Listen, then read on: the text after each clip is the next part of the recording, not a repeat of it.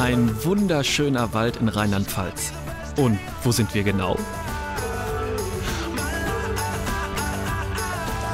Unverkennbar, es ist Herbst und ich bin in der Eifel unterwegs. Und da kann man zu dieser Jahreszeit Land und Leute mal anders erleben.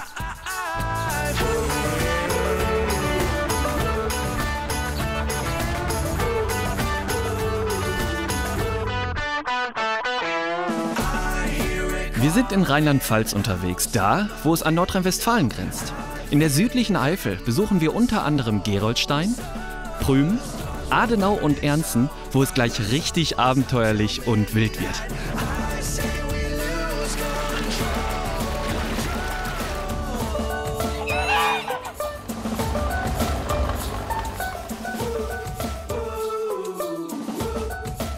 Und direkt zu Beginn müssen wir jetzt schon richtig starke Nerven haben, denn gemeinsam geht es für uns jetzt in die Teufelsschlucht.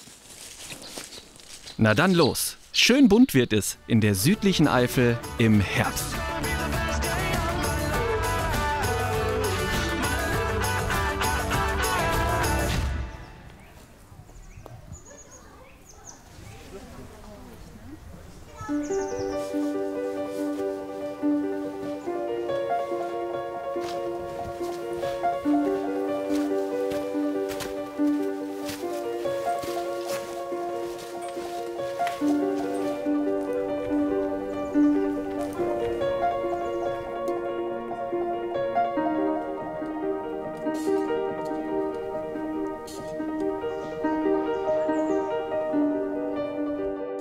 Ich finde, das sieht so bizarr aus, diese Felsformation irgendwie und auch hier zwischendurch diese Riefen und so.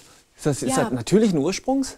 Das ist alles natürlich entstanden. Und das hier ist jetzt hier unten, die Teufelsschlucht. Ja. Das ist jetzt die tiefste Stelle, wo wir hier stehen. Und hoch bis zur Kante haben wir fast 30 Meter. 30 Meter alten Meeresboden, verfestigten Sandstein. Und wir sind jetzt, wenn man so will, in dem alten Meeresboden drin. Und das ist doch eine coole Sache. Ja, auf jeden Fall. Und man kann jetzt so gar nicht so richtig vorstellen, Wahnsinn. dass hier alles voll Wasser war. Mir sind zwei Zeichen hier aufgefallen. Zum einen könnte man meinen, wir beide sind schon mal hier gewesen. Tatsächlich, Wahnsinn. Wow. Und zum anderen, aber auch das hier. Was hat es damit auf sich? Du meinst hier diese steinerne Schiebetür. Da wird erzählt, dass diese Schiebetür nach rechts zu öffnen ist und dahinter soll der Eingang zur Teufelswohnung sein. Hast du schon mal probiert aufzumachen? Nee, aber schon viele Schulklassen. Ich habe eigentlich gut gefrühstückt, aber geht nicht, ne? Nee, nee. Dazu bräuchten wir dann wohl doch teuflische Kräfte. Ja. Und die haben wir nun mal Die haben wir nicht. Nee. Also noch so ein Rätsel hier unten in der Teufelsschlucht, eins von vielen. Es bleibt spannend. Ja.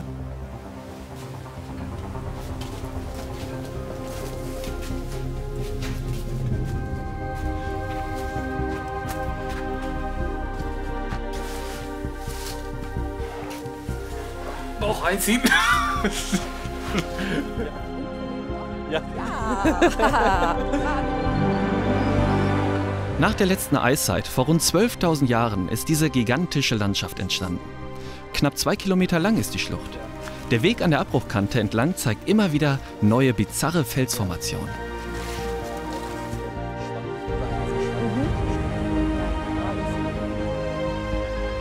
Wenn man immer mal wieder stehen bleibt und genau hinschaut, regt das gewaltig die Fantasie an. Warum heißt das eigentlich Teufelsschlucht? Früher haben die Leute in der Gegend wirklich geglaubt, das wäre ein Teufelswerk. Ja, man hat auch so irgendwie die Spuren irgendwie so deuten wollen, ne? Als Teufelskralle vielleicht, die da irgendwie dran gekratzt hat. Und so. wenn man will, sieht man auch hier ganz viele Gesichter im Felsen. Ja, Also ja. ganz viele Dinge. Aber ich habe hier noch was. Guck mal. Was ist das? Was ist das? Wonach sieht's denn aus? Schau mal. Vielleicht tatsächlich nach so einer Teufelskralle, wie ich gerade sagte, die irgendwo dran gekratzt hat. Aber es könnte natürlich auch, wenn du sagst, du hast mir ja erklärt, das ist von einem Meer, es könnte auch vielleicht eine Muschel oder irgendwas gewesen sein. Ja, es ist beides. Ja. So. Okay. Naturwissenschaftlich ist es eine Muschel, die hier aus dem Urmeer ist, also ein Ureinwohner. Schönes Fossil. Aber hier in der Gegend haben die Leute das ja auch gefunden. Und die haben natürlich gedacht, das ist vom Teufel, Zehennagel, Fingernagel, wie auch immer. Ja. So, und diese Teufelskralle, das ist nämlich ein echter Eifelschatz, den gebe ich dir jetzt für in deinen Rucksack. Super. Vielen Dank.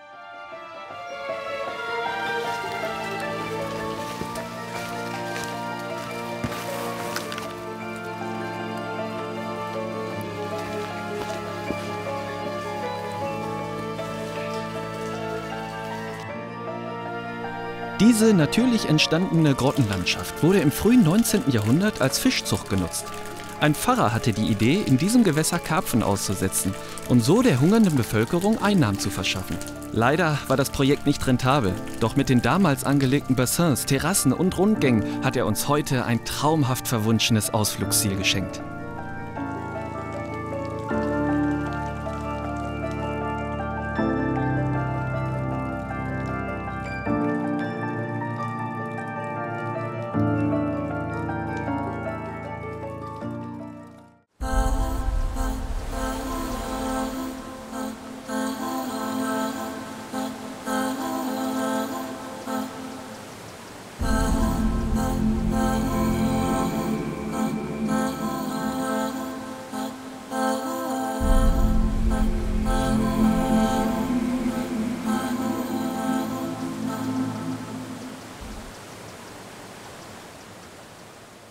Diese Felsbrocken sind aus sogenanntem Lias-Sandstein und so weich, dass sich hier so manch unbekannter Künstler verewigt hat.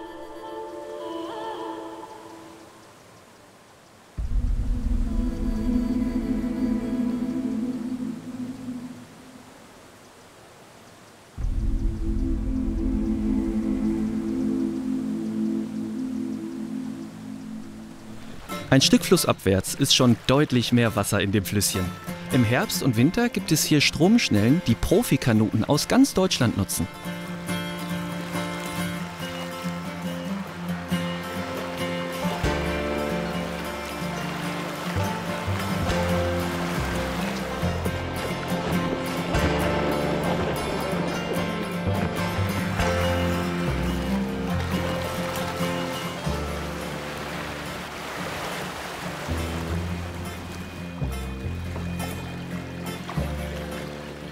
Aber ich sag mal so, die erste Etappe war schon aufregend für mich. Ja. Wenn ich mir jetzt hier die Strömung mal hier hinter uns anschaue, ist das schon Meisterschaftsniveau oder ist das noch Pipifax? Ja, das ist eigentlich noch Pipifax. Da sollte auch ein Schüler schon durchkommen. Ja. Ne? Ja. Okay. Du bist ja heute ein Schüler. Ne? Ja, aber werden denn hier auch Meisterschaften gefahren? Weil ich finde das schon recht anspruchsvoll, muss ich sagen. Also auf diesem Stück hier, von da wo wir gestartet sind bis da wo wir gleich hinfahren, Ja. da finden normalerweise die Schülerinnen statt. Okay. Das heißt ein bisschen leichter. Ja. Aber die müssen hier auch schon gucken, dass sie da runterkommen. Ja. Die sind dann 10, 12 Jahre alt und für die ist das schon ein kleiner Anspruch, hier runterzufahren. Ja. Wird es noch anspruchsvoller als das, was wir bis jetzt erlebt haben? Nein. Nee, okay. Das macht mir schon mal Hoffnung. Dann würde ich sagen, setzen wir mal wieder ein. Ne?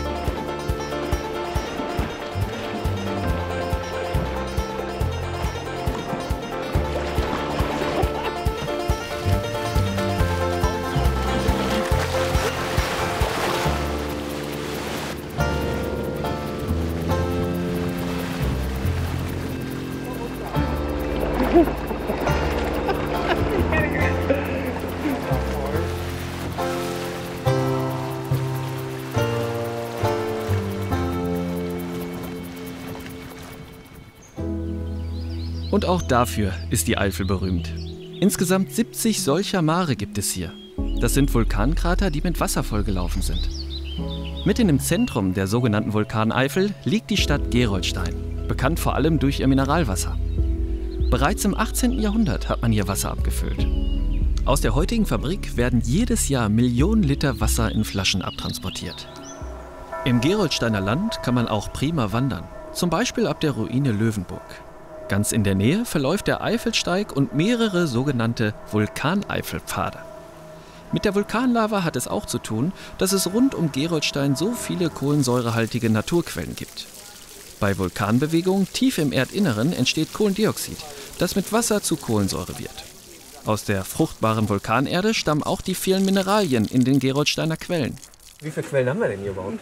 Ja, also es sind über 20 Quellen und Ja. die liegen dann hier im Kühltal. Ne, über 20? Ja. Und gibt es auch eine, die so besonders raussticht? Ja, das ist natürlich für die Gerolsteiner die Helenenquelle. Okay. Ja, da kommt die ganze Bevölkerung, holt Wasser. Also das ist im Sommer ist der Hochbetrieb. Aha. So, jetzt bin ich mal gespannt. Das ist ein ganz hervorragendes Wasser mit Kohlensäure. Schmeckt ganz hervorragend. Das war ja auch eine Art Heilwasser, wenn bei Magen- und Darmkatarrh und wenn die Wunden hatten, das hat man immer mit dem Wasser versucht es zu korrigieren. Ja, ja, schön. Ist denn, ich meine, wir sind jetzt hier im Herbst, auch wenn es schon fast winterlich aussieht, weil heute ist ein sehr knackig kalter Tag. Frieren die Quellen auch mal zu, oder? Also die Quellen, die werden im Winter abgestellt. Ja. Und im Frühjahr läuft sie dann wieder. Schön. Das heißt, im Herbst dann noch mal einmal Aber Kanister guck, voll machen, ja. damit man gut über den Winter kommt. Ja. So, wir gehen ja gleich auch noch auf Wanderung. Ja. Da habe ich mir gedacht, ich mache mal hier eben meine Flasche voll. Einmal das schisselige Hattinger Kranwasser raus. Weil die ist eigentlich noch voll, aber ich glaube, das lässt Aber sich hier ich denke wohl, das hier ist bedeutend besser. Ja. Für die Gesundheit, für alles. Ja, weil das hat auch echt gut geschmeckt, muss ich sagen. Ja, also das ist ganz hervorragend.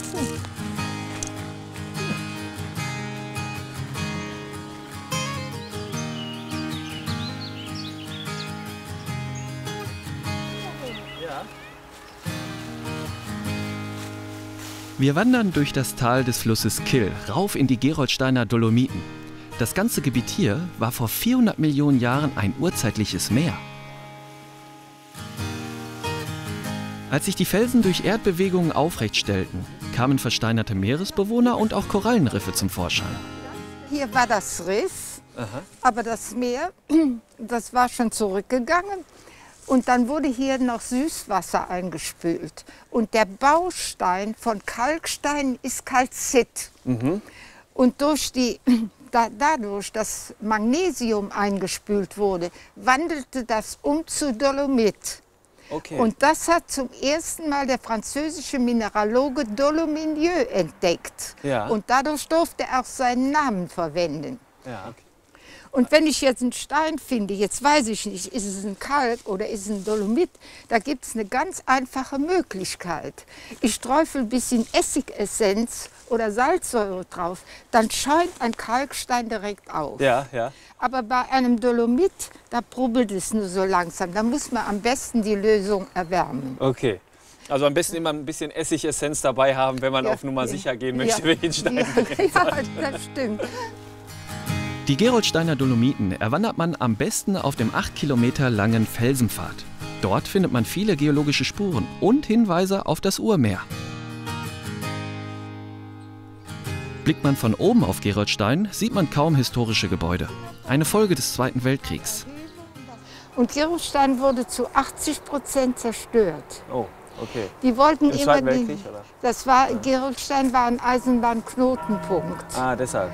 Und da wurde, Okay. jetzt läuten die Glocken von der Erlöserkirche. Ja. Die haben wir ja direkt hier unter uns. Auch die 1913 fertiggestellte Erlöserkirche wurde im Krieg von einer Bombe getroffen und erst recht spät danach wieder aufgebaut. Zuletzt wurde das Innere der Kirche 1986 aufwendig restauriert. Das Kirchenschiff ist voll von prachtvollen Goldmosaiken im byzantinischen Stil, wie man sie in unseren Breiten sehr selten zu Gesicht bekommt.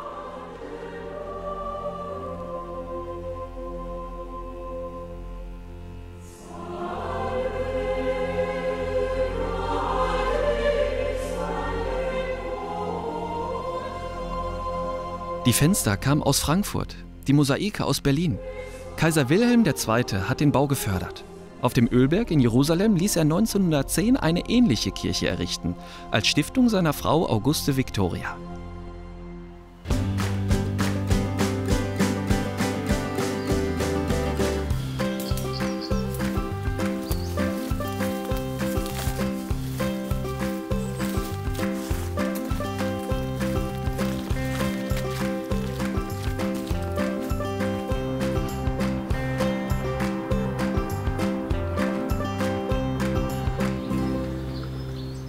Die Kasselburg, 5 Kilometer nördlich von Gerolstein, wechselte oft den Eigentümer.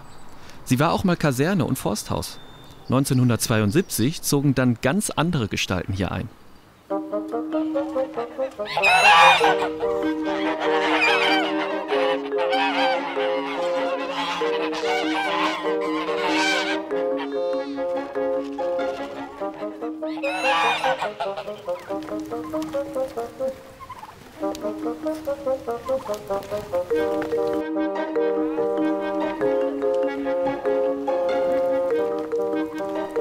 Ein Streichelzoo und ein 20 Hektar großes Wildtiergehege umgeben die Kasselburg heute.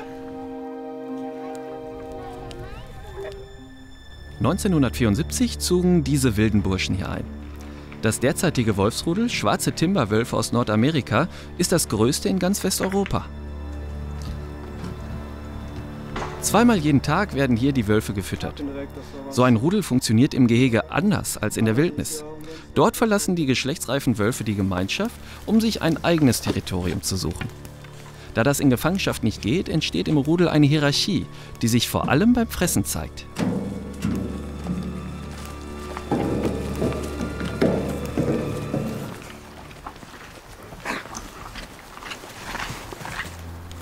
Von der Zuschauerplattform aus kann man es gut sehen. Das Alpha-Pärchen, das Elternpaar, kommt zuerst und dann die nachgeordneten Wölfe. Das Tier, das zuletzt ans Futter kommt, ist der Omega-Wolf, an dem die anderen ihren Frust ablassen.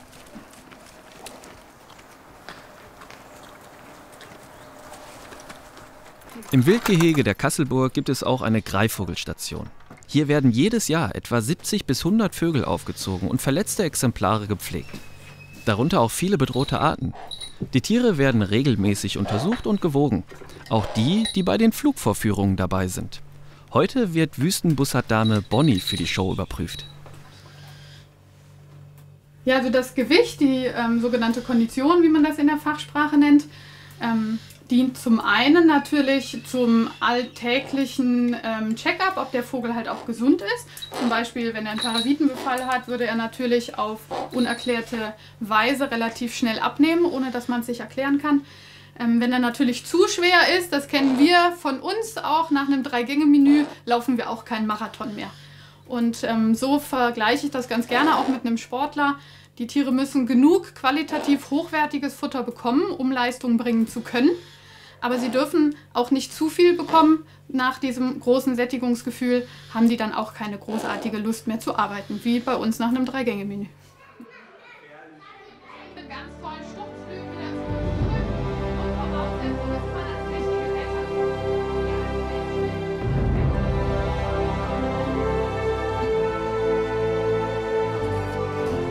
Jetzt gibt es natürlich auch jedes Mal eine kleine Belohnung, wenn die Tiere bei uns landen, in Form von Fleisch. Denn Greifvögel, genauso wie Eulen auch, das sind natürlich reine Fleischfresser. Und das Ganze gibt es auch von uns. Küken, Ratten, Wachteln, Meerschweinchen, Kaninchen, Fische. Dann können wir sie immer noch hören. Als letzte Ausnahme bildet natürlich Brut- und Paarungszeit. Das funktioniert allerhand sich diese Tiere hauptsächlich. Und jetzt dürfen wir dabei sein, wenn ein aufgepäppeltes Wildtier in die Freiheit entlassen wird. Der sieht aber eigentlich ganz Da entspannt haben wir aus. den So. ersten. Ja? Genau. Aber guck mal, Das ganz kurz, das Wichtigste. Herzchen, das ist schon gut am Schlagen, ne? Ja, der will schnell raus. Ja, das glaube ich. So, also eigentlich brauchst du auch nur eine Hand. Ja. Oder wenn du beide natürlich nehmen möchtest, hast du, Ja? kannst du die zweite sicherheitshalber so ein bisschen Ja. festhalten. Okay. Okay, dann gehe Alles ich klar. schnell den zweiten Gut. holen und nicht loslassen. Nee. Ich habe nur Sorge, dass wenn er jetzt anfängt zu zappeln, dass die Maike gleich wieder rauskommt und ich stehe ohne Vogel hier. So, die beiden kommen jetzt in die große Freiheit, ja? So ist es. Schön. Ja, komm, dann lass uns doch direkt mal zur Tat schreiten, oder? Okay. Ich glaube, die können nämlich gar nicht erwarten, ne? Auch froh, um Die beiden jedes Turmfalken wurden als Fundtiere vor 2 Monaten auf die Kasselburg gebracht. beitragen können. Wir haben sehr Die viel Greifvögel waren nicht verletzt, aber entkräftet und unterernährt. Flächen, wo die auch noch Bevor wir die loslassen, lässt du die jetzt einfach so frei, oder? Also bei deinem habe ich schon nachgeschaut, bei meinem mache ich das jetzt eben noch. Wir müssen schauen, sind die Federn alle in Ordnung? Ja. Ist nichts abgebrochen zum Beispiel? Also ich kann Denn- jetzt Laie schon mal sagen, beide Flügel sind dran. Genau, Hört das sich ist schon mal gut, gut ja. aus, ja. Aber auch zum Beispiel abgebrochene oder geknickte Federn können den Vogel natürlich daran hindern, erfolgreich zu jagen. Zum anderen kann man immer sehr schön überprüfen, ist den Brustbeinkamm. Der ist hier vorne. Da ist die Ansatz der Flugmuskulatur und daran kann ich den Konditionszustand des Vogels absehen. Das heißt, wie gut der Ernährungszustand einfach ist. Und desto runder der ist, desto besser geht es ihm natürlich draußen. Ich kann mir gerade so richtig gut vorstellen, wie die beiden denken, Leute, hört auf zu quatschen, wir wollen los. Ja, was machen wir? Dann gerne einfach nur so ein bisschen abstellen, dann können Sie sich selber abdrücken und einfach loslassen. Und los.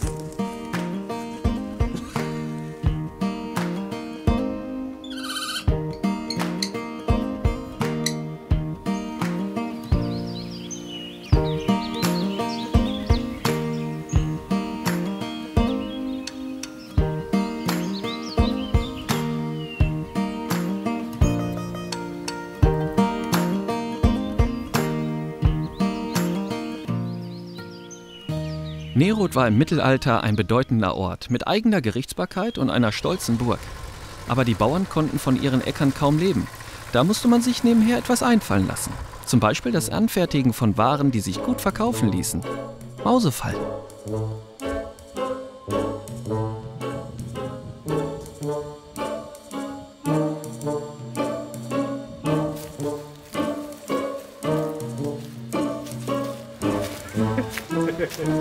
Die cleveren Nerother haben ihr Mausefallengewerbe heute zu einer Touristenattraktion gemacht und ein Museum dazu eröffnet. Und wollte man nicht immer schon mal wissen, wie die Mausefallen rund um den Erdball aussehen?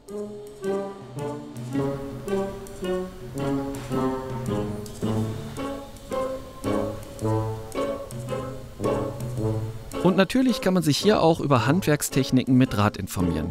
Verbrieft ist, dass der erste Nerother 1802 mit der Herstellung von Mausefallen begann. Später waren während der Wintermonate fast 3/4 aller Haushalte im Dorf mit dem Metallflechten beschäftigt. Diese Maschine brauchte man für diese sogenannte irische Lochfalle. Sie wurde Anfang 1830 mit angefangen hier zu bauen, bis in die 1970er. Es war zunächst nur eine Bandsäge, wie man hier sieht. Und die Menschen, die haben sich dann überlegt, wie man große Bestellmengen möglichst effektiv und schnell herstellen kann. Also hat man an diese Bandsäge noch ein Sägeblatt angebracht. Diese Führung war genau ausgerichtet für die Dreierfalle. Also es hat man zuerst auf Maß geschnitten, dann kam dieses Stück Holz in die Führung. Wenn die Maschine lief, hat sich natürlich das Sägeblatt gedreht. Handschutz war auch schon hier. Dann ist man nach vorne gefahren. Das Sägeblatt hat den ersten Schnitt gemacht, nämlich den Schnitt, den man brauchte, wonach später der Galgen runtergedrückt wurde. Die Falle ging überwiegend nach Irland und England. Große Bestellmengen, bis zu 4.500 war die größte Bestellmenge. Auch das hat man hier in Neroth dann schon hergestellt. Also wir waren damals schon international. Auch in den Sudan haben wir Vogelfallen verschickt. Da sieht man noch die Schablone für die Beschriftung der Kartons. Auch das hat man hier hergestellt. Das hier wird eine sogenannte Korbfalle nach historischem Vorbild. Zuerst werden solche Bögen aus Edelstahl oder Kupferdraht hergestellt, sozusagen als Grundgerüst und dann miteinander verbunden. Jetzt habe ich 8. Hier wird gerade der Eingang der Falle geflochten. In Neroth wurden bis 1993 Mausefallen industriell hergestellt. Was uns wichtig ist, es sind Lebendfallen. Hier kann man die Mäuse, nachdem man sie gefangen hat, wieder laufen lassen. Und zwar am besten so 3 bis 4 Kilometer vom Haus weg und dann kommen sie auch nicht mehr wieder. Oder beim Nachbarn. Oder zum Nachbarn im Briefkasten, zum Lieblingsnachbarn. Ja, warum nicht? Volker Duttlinger ist der Einzige in Neroth, der noch Mausefallen baut. Die Menschen, die jetzt in meinem Alter wären, die also im Rentenalter wären und die helfen könnten, haben als Kinder am Draht arbeiten müssen. Das heißt, sie wurden gezwungen, solche Dinge, wie ich sie jetzt gerade mache, herzustellen. Das macht wirklich sonst niemand mehr. Und wenn man die heute bittet, uns zu unterstützen, sagen die, lass mich bloß mit diesem Zeug in Ruhe. Klar, dass jetzt eine Mausefalle für Sie in den Rucksack kommt.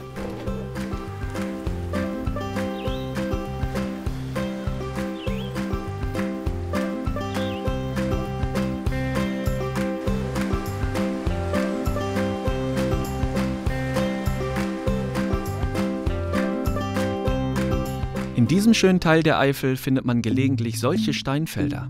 Anhalten und genauer hinschauen lohnt sich. Man sieht hier zum einen ganz toll die Gesteinsschichten und zum anderen, Achtung, gehen die total schnell kaputt und man kann hier, guck mal hier zum Beispiel, verschiedene Einschlüsse finden. Hier haben wir zum Beispiel so eine Art Muschel, würde ich sagen, dass das mal irgendwie was Muscheliges war. Also hier muss mal mehr gewesen sein. Mehr im Sinne von Wasser. Nicht im Sinne von, hier war mal mehr los. Aber vielleicht auch das. Da, schon wieder ein Muschelabdruck. Das meiste Gestein ist Schiefer, durchsetzt von Grauwacke und Sandstein. Alles Hunderte von Millionen Jahren alt.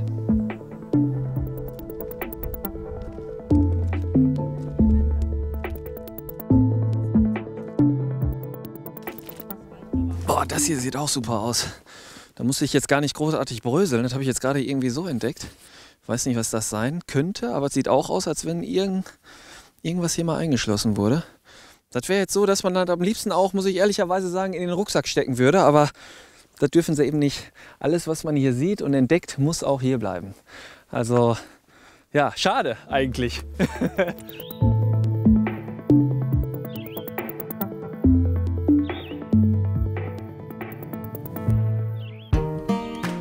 Zisterziensermönche legten einst in diesem Teil der Eifel Streuobstwiesen an.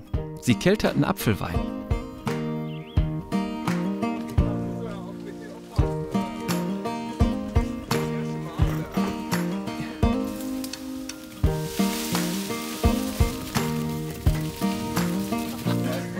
Sehr gut.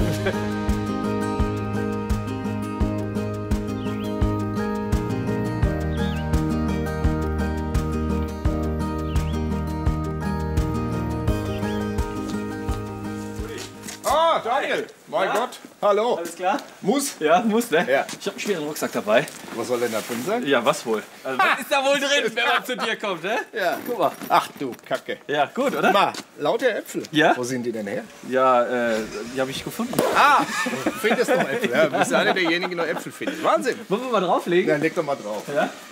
Wahrscheinlich ein bisschen, ja, guck mal, knapp Was 10 sagt Kilo, uns die oder? Waage? Naja, sagen wir Ja. mal fast 8. Wie viel Liter kriegt man denn aus 8 Kilo? Oder mal gucken, wie viel jetzt genau an, minus Rucksack. Oh, 6,5. Der Rucksack hat auch 5. 6 Kilo ungefähr. Ja, 6 Kilo. Ja. 6 Kilo. Wie viel Liter würden wir daraus kriegen? Oh, hier 6 Kilo. Ne, vielleicht 3 Flaschen. 3 Flaschen, 0,7. Ja. So, wenn wir gut pressen. Wenn wir einen guten Tag haben, ja. Ja. Hast du einen guten Tag? Nicht immer. Nicht immer. Wie ist denn überhaupt die Ernte? Ist die denn gut gewesen? Die Ernte ist dieses Jahr durchschnittlich. Also bei uns ist sie durchschnittlich. Das ist ja immer regionenweit ein bisschen unterschiedlich. Ja. Also wir sind jetzt hier in der Westeifel. Da gibt es nicht ganz so viel Obst. Aha. So, das meiste kommt zu uns, aber es ist für das, was angekündigt wurde, war es überschaubar. Und das ist für uns auch ganz wichtig, weil wir sind jetzt keine Kälterei, die große Mengen verarbeiten kann. Das kriegen wir nicht hin. Wir sind ja nur zu zweit. Meine Tochter ist jetzt noch dabei, die den Betrieb übernehmen wird. Weißt du, was das Schöne ist? Heute seid ihr zu dritt. Ich bin auch mit dabei. Um Gottes Willen. Hast du was zu tun? Mal, Komm, ich greife gerne mit an hier. Komm, ich zeig das einfach mal. Ja. Einfach hier hoch. Genau, und dann kippst du es einfach. Von Ende September bis Ende Oktober werden hier Äpfel geerntet und zu Saft gepresst. Dann läuft die Presse Tag und Nacht. Die Leute aus der Umgebung bringen ihr Obst hierher, um es pressen zu lassen. Und Rudi zahlt sie dann quasi in Apfelsaft aus. Jetzt wird jede Hand gebraucht. Rudis Tochter Britta hat schon einige Erfahrungen im Apfelgeschäft.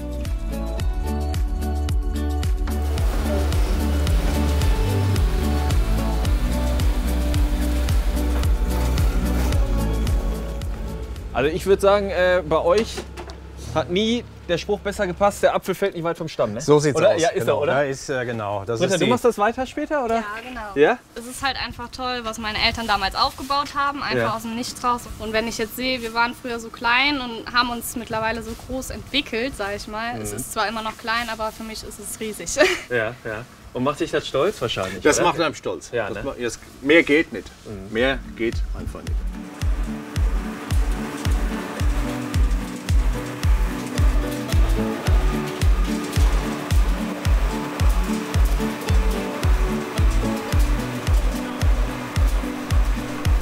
Um die 40.000 Liter Apfelsaft je nach Ernte erzeugt der kleine Betrieb im Jahr. Verkauft wird im eigenen Hofladen, auf Märkten und auch online.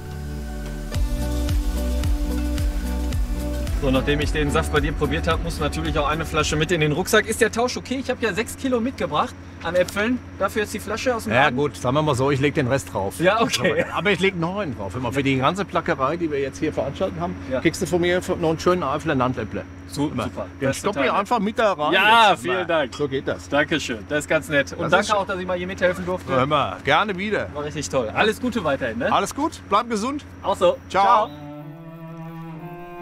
Einen Stein bzw. Apfelwurf entfernt liegt Eschfeld. Das kleine Dorf hat weniger als 200 Einwohner und einen echten Geheimtipp, nicht nur für Kunsthistoriker.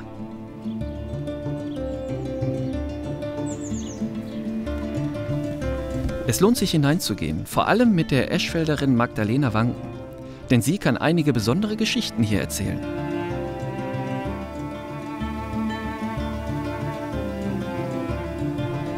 Was für eine Pracht!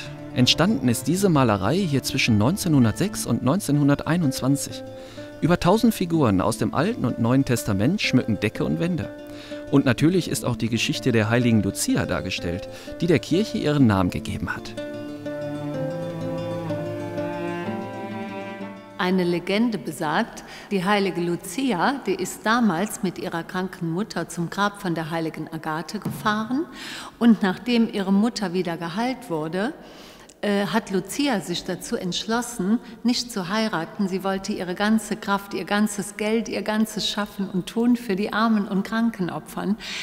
Ihre Mutter war damit einverstanden, ihr Bräutigam allerdings nicht. Er wollte sie mit aller Gewalt heiraten. Aber Lucia hat sich festgemacht und er hat Pferde genommen, um sie dort wegzuziehen. Aber die Pferde waren nicht stark genug, um sie von dort wegzubewegen. Also es war keine Möglichkeit, dass er sie heiraten konnte. Aber dann ist sie letztendlich mit einem Schwerthieb enthauptet worden. Und wir sehen eine weiße Lilie, die soll auf die Jungfräulichkeit von der heiligen Lucia hinweisen. Noch so eine richtig gute Geschichte erzählt Magdalena über den Pastor Christoph Merz, der im untersten Bild hier dargestellt ist. Er war es, der die Malereien im Innenraum von St. Lucia geschaffen hat. Christoph Merz war eine echte Ausnahmeerscheinung. Ein katholischer Pfarrer, aber auch ein weit gereister Mann mit Interessen, die weit über sein geistliches Amt hinausreichten.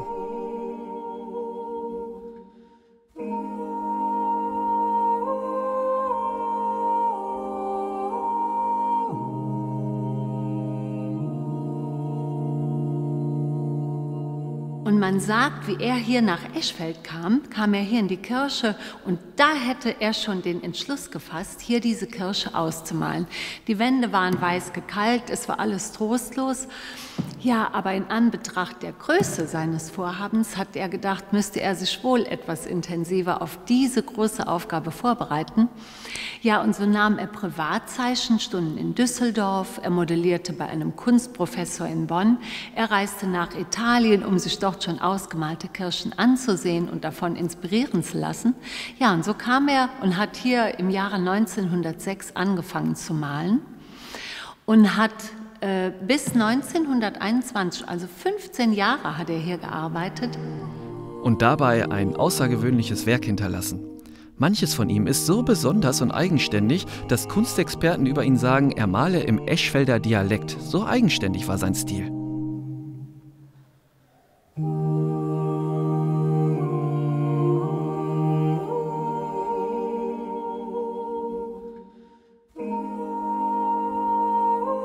Und für all diese Ausmalungen hier haben die Eschfelder Leute Modell gestanden. Und der Chronist schreibt, so manches Modell war froh, wenn wieder festen Boden unter den Füßen hatte. Kann man sich gut vorstellen, wenn die da oben auf dem Balken turnten. Trotz vieler Balanceakte auf den Gerüsten vollendete er sein Werk. Beim Bemalen des Pfarrhauses fiel er von der Leiter und verstarb. Einen Pinsel nahm er mit in den Sarg, damit er nach seiner Auferstehung direkt weitermalen könne.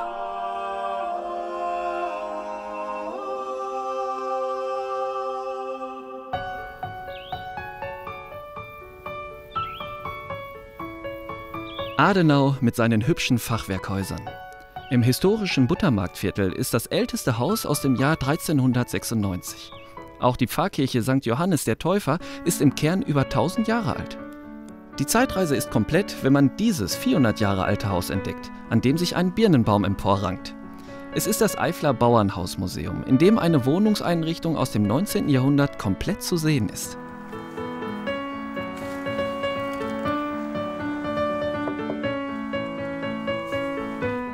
Und weil es in der Gegend viel Tuchmacherindustrie gab, gehörte auch immer eine Webstube für die Heimarbeit dazu. Das ist unser Stolz hier im Museum, dass wir so ein altes Stück überhaupt hier haben. Ja, die waren hier in den meisten Häusern, also man kann fast wirklich sagen, jedes dritte Haus hat einen eigenen Webstuhl, wo dann abends nach Feierabend gewebt wurde oder wenn die Landwirtschaft getan war, anstatt Fernsehen, was wir heute machen, so haben die sich abends hingesetzt und haben gewebt. Mit ihrer Tuchmacherei waren die Adenauer äußerst erfolgreich. Und weil sie schon seit Beginn des 17. Jahrhunderts das Recht hatten, Märkte abzuhalten, konnten sie ihre Tücher auch gut verkaufen. Sehr starkes Material, wetterfestes Material, wasserabweisend. Und es hat halt entsprechend gut warm gehalten. Die meisten hatten nur eine Jacke von der Qualität und die musste dann das Leben lang halten.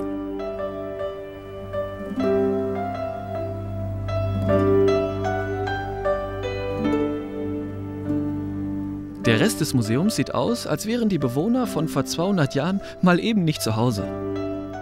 Der letzte Hausbesitzer ist 1964 verstorben. Dann hat ein örtlicher Heimatverein zusammen mit der Stadt das Haus liebevoll renoviert und neu eingerichtet.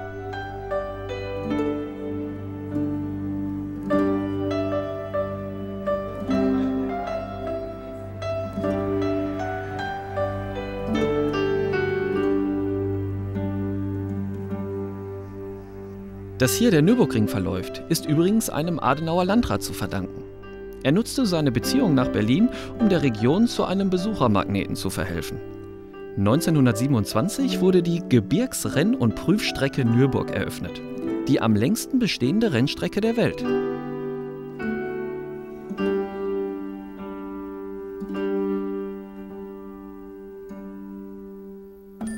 Und es gibt noch einen historisch erwähnenswerten Einwohner von Adenau. Er wurde Vater des Eifelwaldes genannt. Den Wäldern ging es Anfang des 19. Jahrhunderts gar nicht gut. Sie waren achtlos gerodet worden. Die bitterarme Bevölkerung stahl Holz, wo immer es ging, um die Winter zu überstehen. Die zuständigen Herren waren lang ratlos, was zu tun war. Zum Glück wurde 1844 Clemens de Lassault als Förster eingestellt. Er ließ mehr als 3000 Hektar brachliegende Fläche aufforsten, wodurch nicht nur Holz nachwachsen konnte, sondern auch der Boden befestigt wurde. Clemens de Lassault hat schon damals nachhaltige Forstwirtschaft betrieben und wurde dafür hoch geehrt. Aber als er gelebt hat, vor 150 Jahren, war der Wissensstand ein ganz anderer. Da ging es ganz klar um die Nachhaltigkeit der Holzproduktion, um die ganzen Ödflächen in Bestockung zu bringen. Heute muss man diesen Fokus erweitern, um die ganzen Sozialfunktionen des Waldes hin zur Schutzfunktion und auch der Erholungsfunktion. De Lassault hatte das nicht so im Fokus wie wir. Zu Zeiten von de Lassault hätte man diese alten Fichten in der Kahlschlagswirtschaft abgetrieben und die nächste Baumgeneration neu gepflanzt. Heute lassen wir die Altbäume möglichst lang stehen, nutzen den abfallenden Samen für die Naturverjüngung, die hier hinten die Fichten üppig aufläuft. Und da, wo keine Naturverjüngung aufläuft, werden Mischbaumarten, wie hier zum Beispiel die Rotbuche, beigemischt, weil wir wollen hier Mischwälder erziehen, die auch nicht in Kahlschlagswirtschaft bewirtschaftet werden, sondern dauerwaldartig ihr Leben fristen dürfen. Das heißt, wir haben hier immer mehrere Generationen gleichzeitig. Das wäre früher in dieser Form nicht möglich gewesen. Die auf diese Weise wild nachwachsenden jungen Bäume haben einen großen Vorteil. Sie können sich oftmals mit der in unserer Zeit zunehmenden Trockenheit besser arrangieren, weil sich ihre Gene bereits dieser Umwelt angepasst haben. Vielleicht werden in diesen schönen Wäldern hier bald kaum noch Fichten wachsen. Grün wird es aber trotzdem hoffentlich sein, durch klimastabile Baumarten.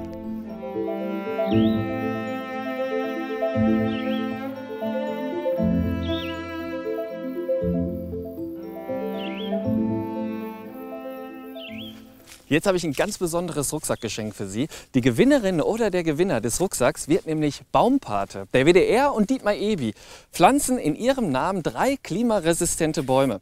Und wenn Sie im wahrsten Sinne des Wortes Ihrem Nachwuchs mal beim Wachsen zuschauen wollen, dann finden Sie hier die genauen Koordinaten. Ja, das ist doch mal ein richtig tolles Geschenk. Aber einen Hinweis noch, bitte stehen lassen die Bäume, so haben wir nämlich alle was davon.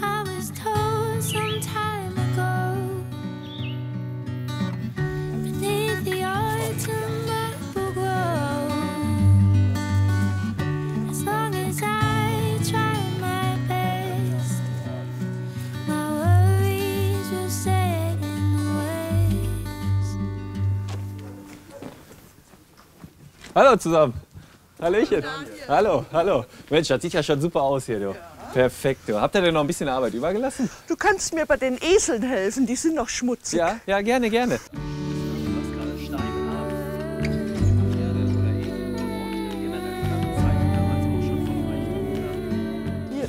Kannst du richtig mit den Fingern in die Ohren rein. Dann geht er mit dem Kopf runter und genießt.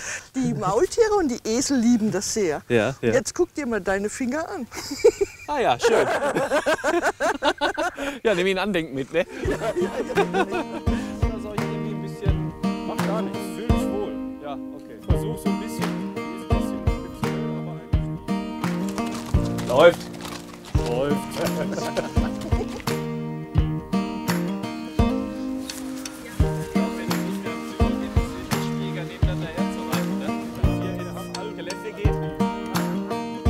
Also ich habe so ein bisschen jetzt gerade in dieser Situation und bei diesem Ausblick das Gefühl von mein Land.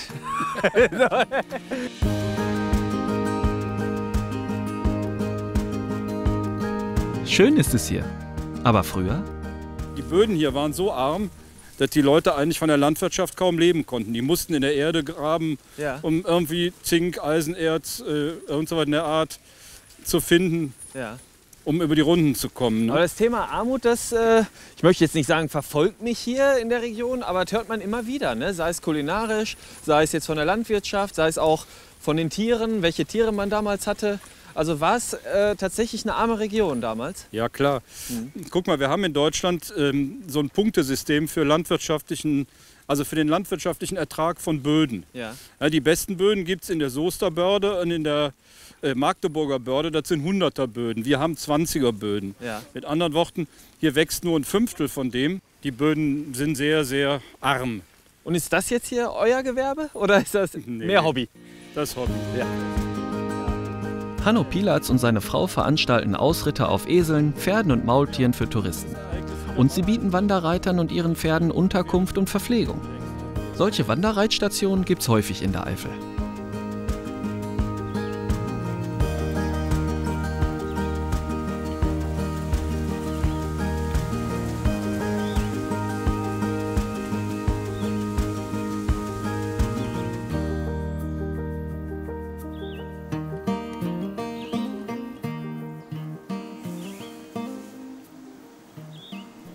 Die schöne Hofanlage des Ehepaars Pilatz wurde im 13. Jahrhundert gegründet. In den 1960ern waren einige der Gebäude nur noch Ruinen, erzählt Hanno. Ich würde mal sagen, wenn wir wenn meine Familie diese beiden Häuser nicht übernommen hätte, würden sie nicht mehr stehen. Ja? Ja, ja. Tatsächlich.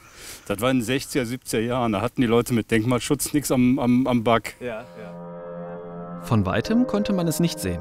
Aber wenn man genau hinschaute, die Häuser waren ziemlich heruntergekommen, als Hannos Vater und Onkel sie kauften, um sie zu restaurieren. Mitgeholfen haben Freunde und Verwandte. Die meisten arbeiteten in völlig anderen Berufen. Sie hatten Lust, an Wochenenden ihre Leidenschaft fürs Bauen und Renovieren auszuleben.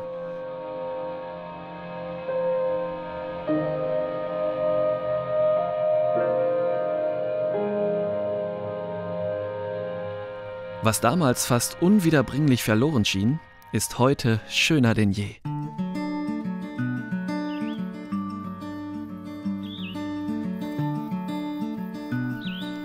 Ende der 1990er Jahre zogen Hanno und Dagmar aus Bonn hierher. Seitdem haben sie die alten Gemäuer immer weiter ausgebaut und eingerichtet. Die Idee mit den Gästezimmern hatte aber schon Hannes Vater, der es liebte, das Haus voller Menschen zu haben.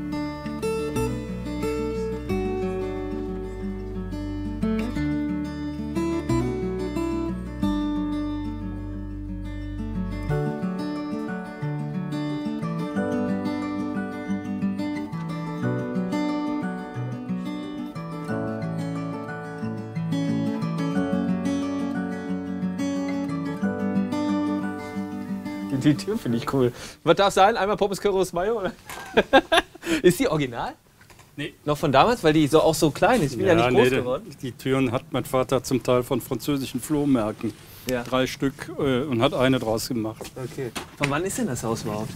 Dieses Haus, vermuten wir, ist Anfang 19. Jahrhundert, 1805 sagen wir immer. Ja, ja. Ja, und interessant ist, wenn du dieses Haus mit jenem Haus vergleicht.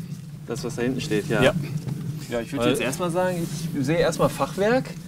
Und, ja, Fachwerk und Fachwerk. So viel unterscheidet sich gerade nicht, würde ich sagen.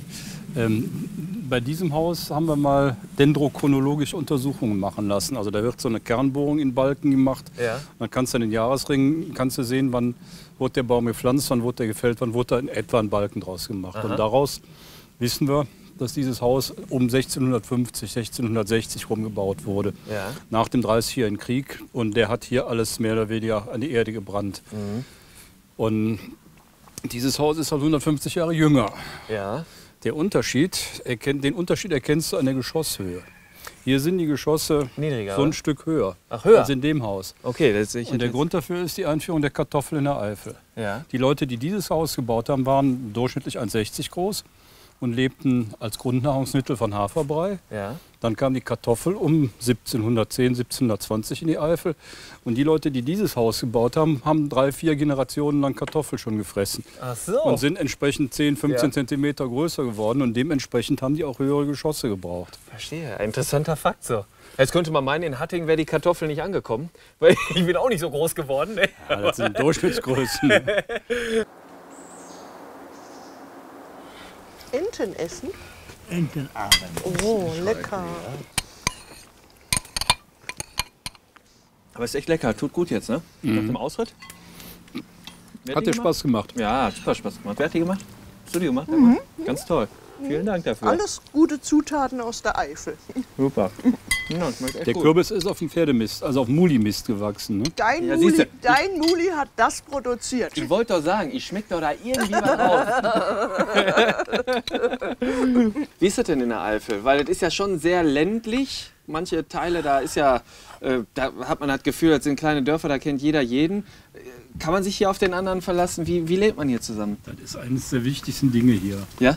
Ja, weißt du, wenn du hier was im Leben erreichen willst, dann willst du, dass deine Nachbarn von dir sagen, der war immer da, wenn man gebraucht haben. Ich habe ja früher Pferde bestattet, hier auch noch, ja. Aber da sind die fahrenden Hubschmiede, es gibt jetzt noch fahrende Hubschmiede, ja. Und das kam dann so, dass die zu mir kamen, hör mal, kannst du mir nicht die Leute mit ihren Pferden zu mir schicken? Ich gebe dir dann die Arbeiten, also mit Geländer und sowas alles, nicht? Ja. Naja, und so haben wir dann getauscht und so bin ich eigentlich von der Hubschmiederei weggekommen. Ne?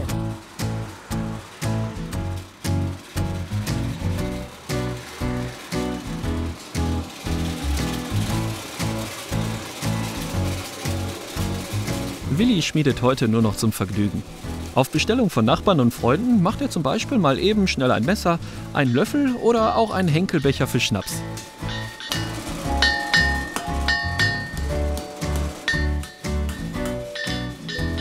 Apropos Schnaps. Dagmars Spezialität ist selbstgemachter Eierlikör.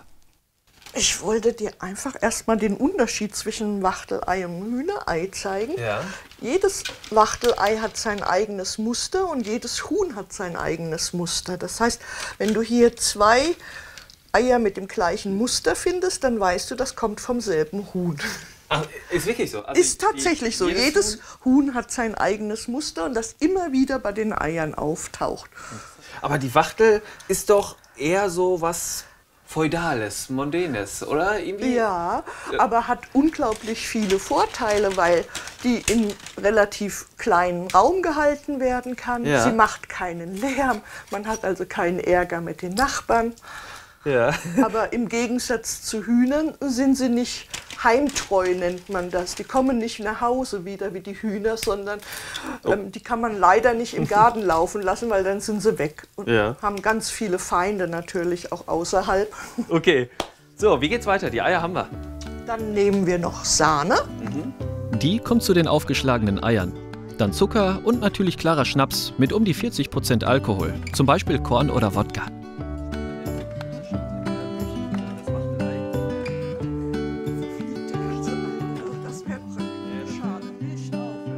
Das ist das erste Mal, dass ich Eierlikör selber mache. Ja. Und dann noch Wachteleierlikör. Und dann noch in der Eifel. Erste Mal Muli geritten und Ich werde verrückt. Mehr geht doch eigentlich nicht.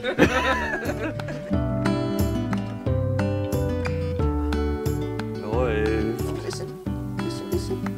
Noch ein bisschen. Ja. Ja. Kann ich schon zumachen oder soll der erst abkühlen? Oder auskühlen? Nein. Mach zu und Gutes. Fertig. Das Rucksackgeschenk. Genau. Kommt so in den Rucksack. Wohl bekommt's. Viehwirtschaft hat es in der Eifel immer schon gegeben. Auch die Wälder wurden früher als Weide benutzt. Das Herbstlaub wurde als Viehfutter eingesammelt, was dem Waldboden ab dem 18. Jahrhundert bedauerlicherweise fast alle Nährstoffe entzog. Laubfütterung ist aber seit mehr als 100 Jahren endgültig verboten. Heute sind die landwirtschaftlichen Betriebe der Eifel modern und konkurrenzfähig. Wir sind auf dem Hof von Familie Faber in der Nähe von Geroldstein. Aber ich merke schon, boah, das ist echt, wir machen hier nur so ein paar Meter, aber da merkt man schon, ist schon echt ziemlich anstrengend, ne? Ja. Muss ich schon sagen. Aber das ist trotzdem so deine Berufung, dass du sagst, so komm, ich mach da weiter. Ja. Und natürlich. Man hat ja auch seit Kindern auf eine Bindung dazu. Ja. Ja. Und man kennt das gar nicht anders, wie jeden Samstag zu arbeiten, dass man jeden Sonntag auch in den Stall muss, feiertags. Ja. Und dass es auch abends mal länger geht und immer hin und her. Man kennt das gar nicht anders. Dass man sich samstags mittags auf die Sonnenliege liegt oder so, oder Fußball guckt, das kennt man gar nicht. Jetzt ist das ja auch immer so, neue Generationen wollen ja auch häufig mal auch was Neues mit ins Spiel bringen, neue Ideen und so weiter. Hast du auch irgendwas, wo du sagst, so, da möchtest du den Betrieb mal hinführen? Ja, man will ja immer besser und immer effizienter werden. In allen Bereichen versucht man das ja. Das ist ja wie in der Industrie auch. Ja. Man versucht immer besser. Und es ist natürlich, umso älter die Kühe werden, umso mehr Milch können sie geben. Mhm. Und das ist so das Ziel, was ich versuche zu erreichen. Alte, gesunde Kühe. Ja. Die Kühe auf dem Hof der Fabers haben einen Sender am Halsband. Ein Chip liest aus, wann ihr Euter voll genug ist. Und dann lässt der Computer sie automatisch in den Melkautomaten eintreten. Die Kuh geht da rein, weil es da besonders gutes Futter gibt.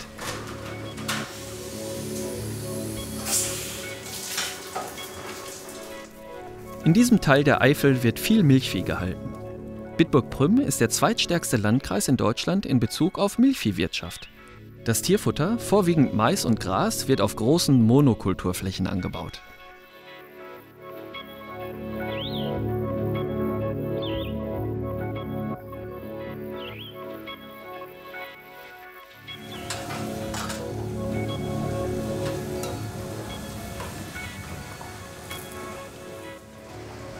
Oh mein Gott, ist das niedlich, oder? Jetzt schießt mir selber gleich die Milch ein. Hallo, ich habe noch ein bisschen was dabei für dich. Genau, hier erstmal Trockenübung. Boah, bist du niedlich. Guck mal hier. So, hier kommt auch was raus.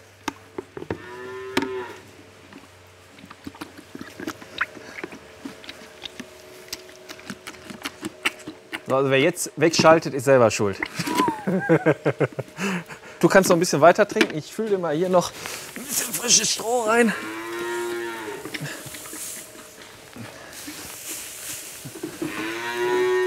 So. Und? Ja, das war's. Schau mal, Kleiner. Nach der Arbeit kommt das Vergnügen. So, sag mal, das ist aber eine große Belohnung, ne? Ja, hast du dir auch verdient. Ja, ja krass.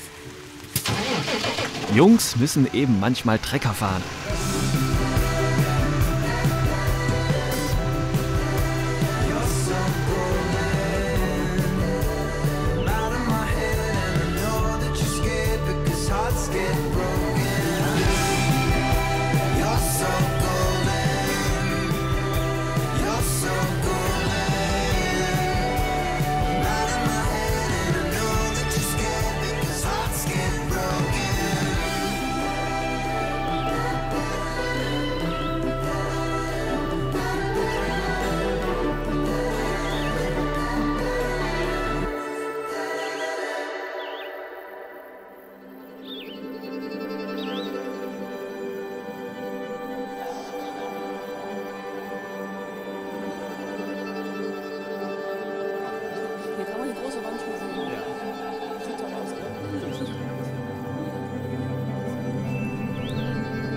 Vor 200.000 Jahren brach hier ein riesiger Vulkan aus. Aus seiner Lava entstand Basalt. Die Mayener Basaltlava ist besonders hochwertig, witterungsbeständig und frostfest. Um 1850 wurden hier die ersten industriellen Steinbrüche angelegt. Und man sieht, die Natur holt sich so einiges zurück, ne?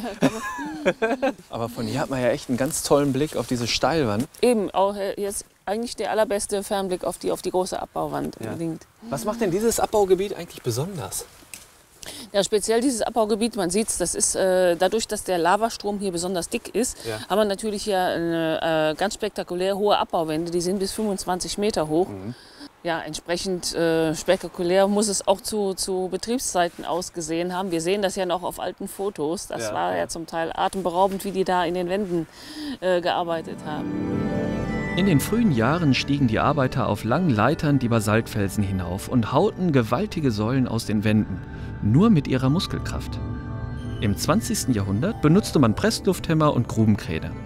1970 wurde der Abbau eingestellt.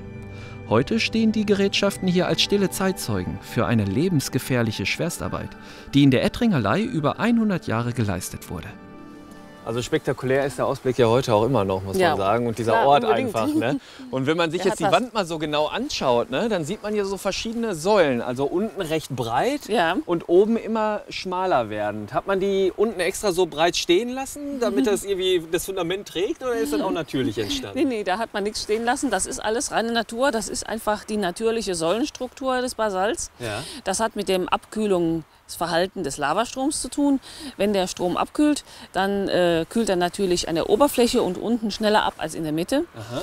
Und diese Säulen ist nichts anderes als Schrumpfungsrisse, die entstehen durch Abkühlung. Ah, okay, verstehe. Und ist denn vom Gestein her, war das obere Gestein, war das wertvoller als das untere, als das dicke, weil es wieder eine andere Beschaffenheit hatte? Oder? Nicht unbedingt. Das kommt ganz drauf an, was man damit machen wollte.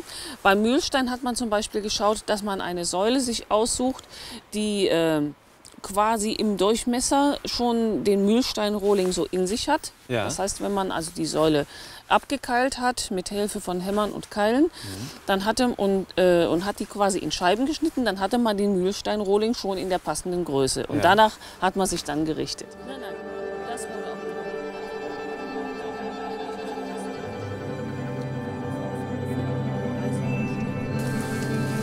Wir wandern durch den sogenannten Vulkanpark auf einem Rundwanderweg. Hier wird die vulkanische Geschichte der Eifel illustriert und der Basaltabbau. Jetzt geht's abwärts. Wir wollen uns die mächtige 40 Meter hohe große Wand mal von unten anschauen.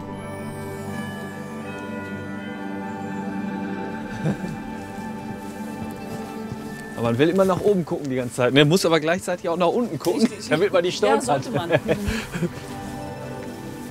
Schon die alten Römer haben hier Mühlsteine aus dem Berg geschlagen. Im Mittelalter gelangte dieser Basalt auch in den Kölner Dom. Doch das meiste wurde hier im Kaiserreich abgebaut. Es war die Zeit der Industrialisierung und großer Bauprojekte. Im Kaiserreich wollte man die Städte prächtig ausbauen. Und da waren dann Pflastersteine, Bordsteine und Bausteine aller Art sehr gefragt.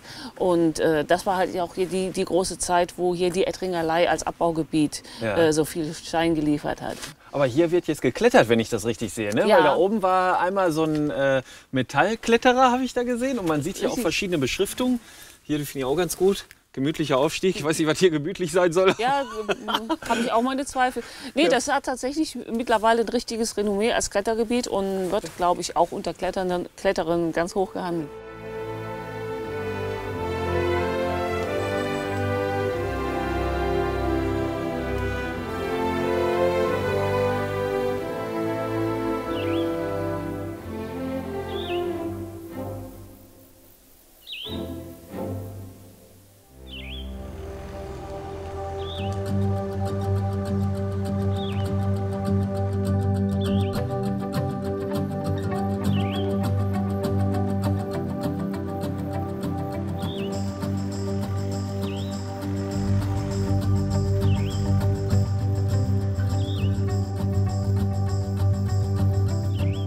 Erwin, könnte das sein, dass du mir vielleicht einen schwereren Sack gegeben hast? Ja, ja.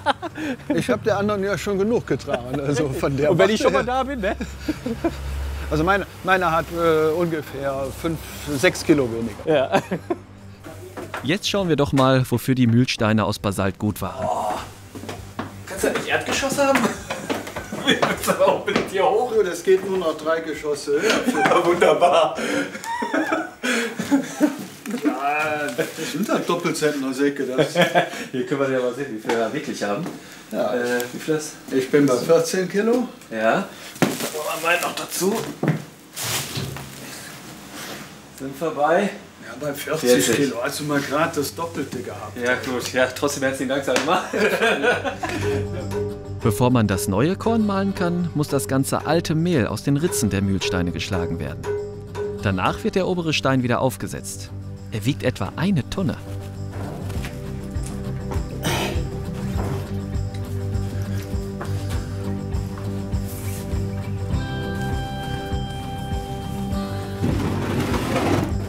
Die Holzabdeckung sorgt dafür, dass beim Mahlen das Mehl nicht wegfliegt.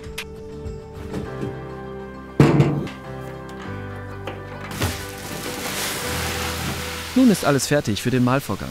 Heute ist Roggen dran, den Erwin immer bei einem kleinen landwirtschaftlichen Betrieb in der Nachbarschaft bestellt. Es ist besonderer Roggen, der heute nicht mehr leicht zu kriegen ist. Das Korn hat dann für sich die Besonderheit, dass es ein altes Korn ist, von altem Stamm. Also nichts runtergezüchtetes. Dieses Korn hat im Wuchs noch eine Höhe von 1,90 Meter. Das hat man früher in der Eifel dann benutzt, für Strohdächer zu decken. Und dieses Korn ist also völlig ungedüngt. Das wächst ohne Dünger 1,90 Meter hoch. Und wenn du vor diesem Feld stehst und das ragt über deinen Kopf rüber, das ist einfach ein Traumbild. Und man weiß genau, kein Dünger drin, kein gar nichts. Wenn man altes Korn düngen tut, dann geht das kaputt, dann wächst das gar nicht an.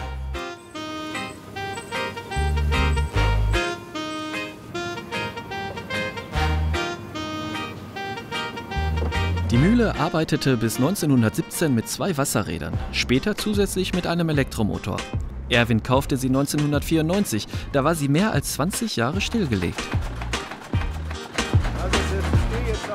3-mal wird das Korn durch das Mehlwerk geschickt und jedes Mal gesiebt. Zuerst entsteht Mehl und Schrot und in der letzten Runde Mehl und daneben Grieß. Wir haben hier den Plansichter. Da sind 11 verschiedene Siebe drin. Und da könnte ja mal sein, dass ein Sieb kaputt ist. Und dann würde halt der Grieß damit durchgehen. Hier macht man diese typische Müller-Bewegung, dass man merkt, dass es reines Mehl ist und keine Schale mehr drin ist. Aus dem Mehl aller 3 Mahlgrade mischt Erwin ein Vollkornmehl, aus dem er sein Brot backt. Das sieht doch schon ganz gut aus, oder? Ja, das Feuer ist jetzt kurz vorm Ende, dass es heiß genug ist. Der Ofen ist auf 240 Grad vorgeheizt. Und der ist schon soweit, oder? Der ist schon soweit, den habe ich schon sauber gemacht. Ja. Da können wir jetzt anfangen, die Brote reinzuschießen. Ja, wunderbar. Komm, ich helfe dir, wo ich kann. Du musst mir nur sagen, was ich machen soll.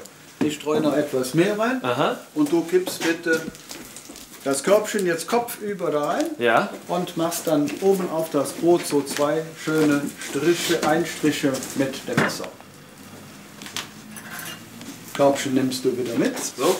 Jawohl. Ja. Das ist nur dafür da, damit man Bruchstellen hat, dass das Brot nur da reißen tut und nicht irgendwo an der Seite. Ja, ja. So. Kommst du eigentlich, weil wenn du so Dinge weißt, ne, kommst du aus einer Müllerfamilie oder woher kommt überhaupt die ganze... Learning by doing. Ja, ja. Ich habe mir wirklich alles, was hier geschehen ist, einfach selber beigebracht. Habe allerdings von vielen älteren Menschen, die dann Führung bei mir gemacht haben, da schon einiges abgesehen und abgehört, weil die Erfahrung hatten.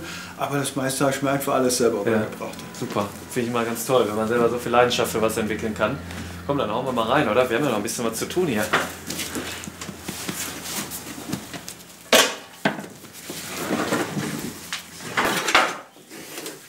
Ja, top.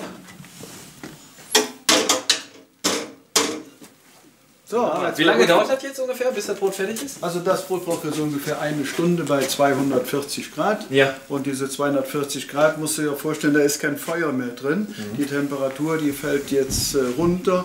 Und wenn die Stunde rum ist, hat der Ofen ungefähr noch 180 Grad da. Okay. Das Gelände hier nennt sich Mühlenerlebniszentrum Birgel. Hier gibt es noch andere Mühlen, eine Brennerei und eine Brauerei. Sie standen einst woanders, wurden von Erwin gerettet und hier wieder aufgebaut. Er hatte früher als Installateur einen eigenen Betrieb.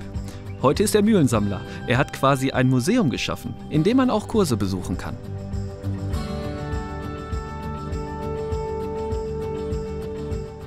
So, jetzt sollte es soweit sein, das große Finale. Ah, die sehen aber schon gut aus. Mal gucken, ob wir das hinkriegen hier. Aber dürfte ja wohl nicht so schwer sein. Ein Traum, oder? Hier, einmal für Sie. Super, oder? Das sieht toll aus.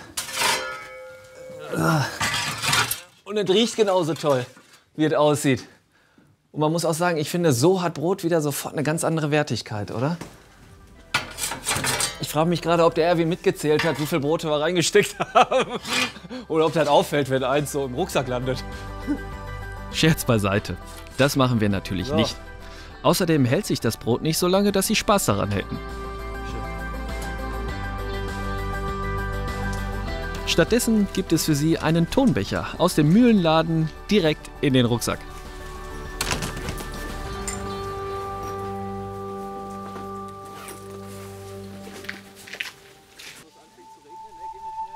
Noch eine Wanderung im Vulkanpark. Und noch einmal geht's um Steine. Mit Brunhilde wollten wir jetzt die Birresborner Eishöhlen erkunden.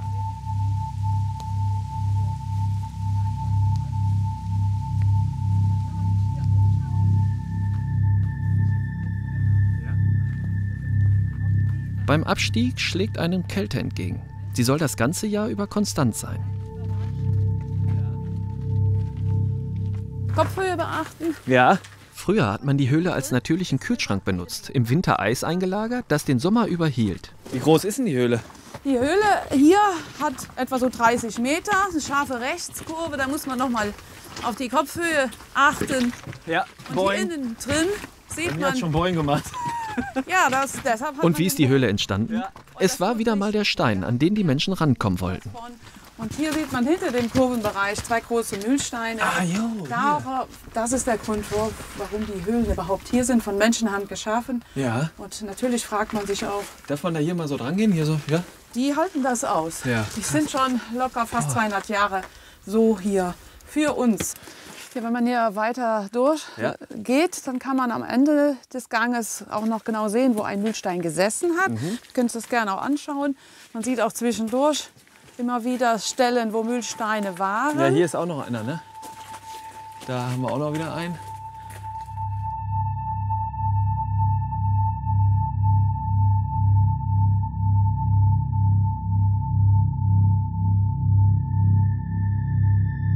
Hier sieht man halt, ich kann sogar hier stehen. Ja. Mit so ein bisschen hin und her überlegen. Also hier sieht man sehr schön die Arbeitsspuren, die Hausspuren.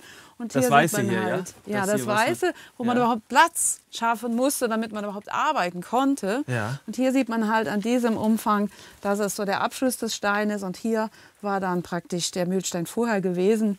Und hier hat man halt sehr gut den Eindruck, wie viel Platz man auch gebraucht hat, um überhaupt arbeiten zu können. Ja. Seit wann wurde denn hier überhaupt quasi der Stein abgebaut und bis wann? Also das hat schon angefangen zu den keltischen Zeiten, wussten die Menschen damals schon, dass dieser Stein eine besondere Mahleigenschaft hat. Und das ging also über Jahrhunderte bis 1830 etwa. Und da hat es abrupt eingestellt, die Arbeiten hier. Die Lederindustrie hatte andere Möglichkeiten. Und dann wurden diese Mühlsteine nicht mehr gebraucht, um die Eichenrinde zu zermahlen. Ja. Wir sind ja in der Eishöhle. Wo ist das Eis, Brudi? Ja, wo ist das Eis? Die Temperaturen sind sehr konstant. Ja. Also im Sommer wird es auch hier nicht wärmer als 6 Grad. Im Winter wird es kaum kälter als unter 0, gerade hier in dem Bereich, wo wir sind. Man würde also hier in der Höhle auch nicht erfrieren können, in dem Sinn. Und die Fledermäuse schätzen das sehr, weil die Temperaturen so konstant sind, dass die hier wunderbar bis zum Frühjahr ihren Winterschlaf ausführen können. Ja. Und hier innen drin bildet sich eigentlich kein Eis mehr. Ich gucke gerade mal, ob wir noch hier einen Bewohner haben, aber ist keiner da von den Fledermäusen. Denen ist noch zu warm.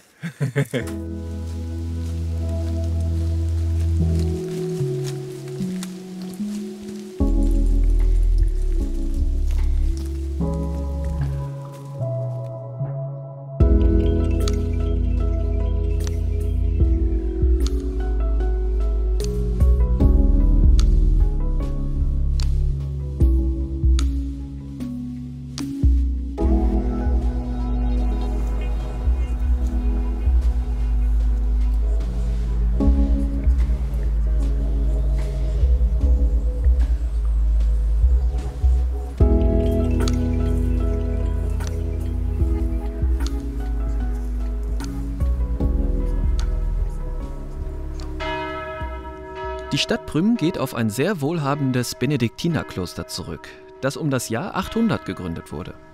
Prüm präsentiert seine interessante Geschichte mit Stadtführern, die in historische Rollen schlüpfen. Mit einer Person aus dem Mittelalter sprechen wir über die Klostergründung. Wahrscheinlich war es eine erste provisorische Kirche. Die Mönche, die hierher kamen, mussten ja die große Klosterkirche selbst bauen. Ja. Und das heißt, die haben sich erstmal ein Provisorium geschaffen, eine kleine Kirche, ein kleines Kloster und haben dort gelebt. Was genau, wie das weitergegangen ist mit dem Kloster, wissen wir leider nicht. 721 jedenfalls gab es die Stiftung von Bertrada der Älteren, mit der dieses Kloster hier gegründet wurde. Ja. Und es waren Mönche aus der Abtei Echternach, die hierher kamen, vermuten wir jedenfalls, dass es Kolumbaner aus Echternach waren, die dieses Klösterchen bauten und dann wahrscheinlich schon sehr bald begannen, dort oben, wo jetzt heute die neue Basilika steht, Rodungen vorzunehmen, das Terrain vorzubereiten. Aber dann kam die Sache scheinbar ins Stocken und erst 751 gab es dann die nächste Stiftung von der Enkelin von Bertrada und Pipin. Ja. Pipin dem Kurzen, oder dem Kleinen. Sollen wir direkt mal rübergehen? Ja, gehen wir zur raus. großen neuen? Ja. So neu, von wann ist sie? Die ist aus dem 18. Jahrhundert. Ah ja.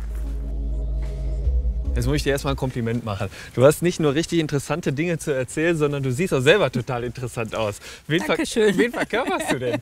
Ich bin Gertrudis von Romeiro-Villa. Und bist du Adel oder weil von eine Edelfrau? Edelfrau, ja, okay. Eine Edelfrau. Deshalb auch das etwas kostbare Outfit. Und deshalb auch die Handschuhe? Also das sind ja eigentlich Sommerhandschuhe, oder? Ja.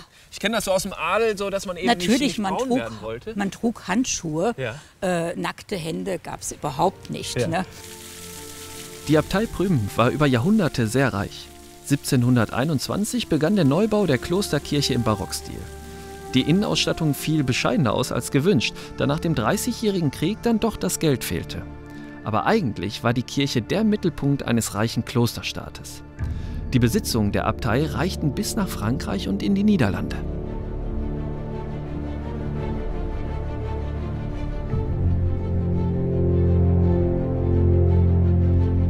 Und ihre kostbarste Reliquie waren die angeblich echten Sandalen Jesu Christi. Daher trägt die Kirche bis heute den Namen St. Salvator, heiliger Erlöser. Heute sind die früheren Schätze des Klosters verschollen. Dieser barocke Hochaltar kam 1927 aus der Karmeliterkirche Kreuznach hierher.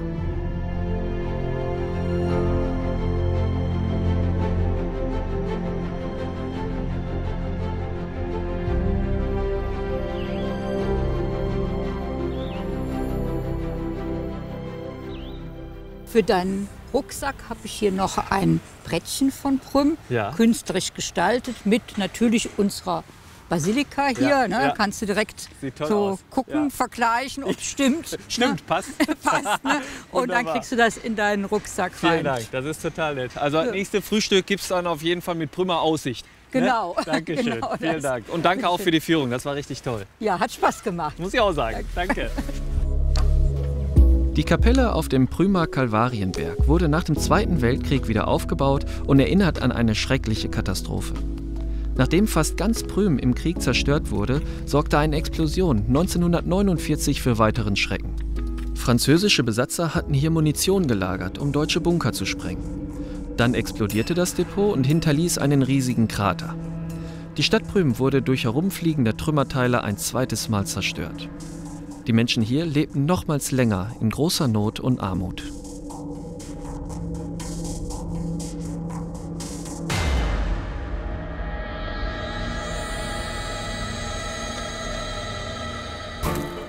Historische Stadtführung Nummer 2. Da das Prümer Land direkt an Belgien grenzt, überlebten seine Einwohner nach dem Krieg, indem sie schmuggelten. Zum Beispiel Kaffee, der in Deutschland damals fast 3-mal so teuer war wie in Belgien. Damit verdiente man in 2 Nächten mehr als mit normaler Arbeit in einem ganzen Monat. Ah, viel besser. Ja. Spüren Sie das, dass Sie angekommen 2 Damen nehmen uns jetzt mit auf die Schmuggelpfade von damals.